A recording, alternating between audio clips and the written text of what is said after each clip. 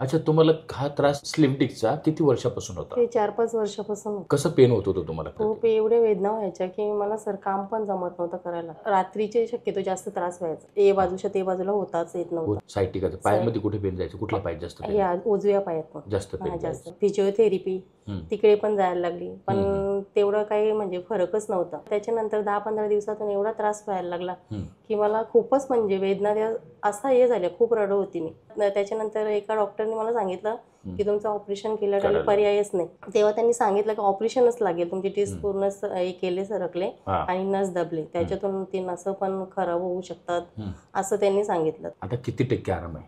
असं 99% सर म्हणजे फरक वाटतं, कारण की माझा पूर्ण पाय म्हणजे पायापर्यंत बधीरपणा आलेला. मला जास्त चालवत पण नव्हतं आणि थंडा पडलेला. फर्स्ट टाइम तुमची इथे ट्रीटमेंट केली तेव्हापासून माझ्या पायाला ती गरमी आली. त्याला ताकदच नव्हती, पण आता ताकद आली सर थोडी थोडी. पण तुमच्या याच्यात खरोखर पहिले याच्यातच म्हणजे मला ते फरक पडला. हा बघा, हा अंगठा बिलकुल उचलत नव्हता, खाली पडला होता, बँड झाला एकदम.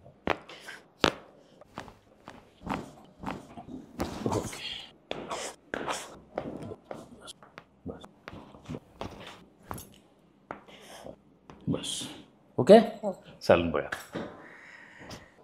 डन. ठीक आहे, खुश आहेत ताई? खुश आहे. नमस्कार.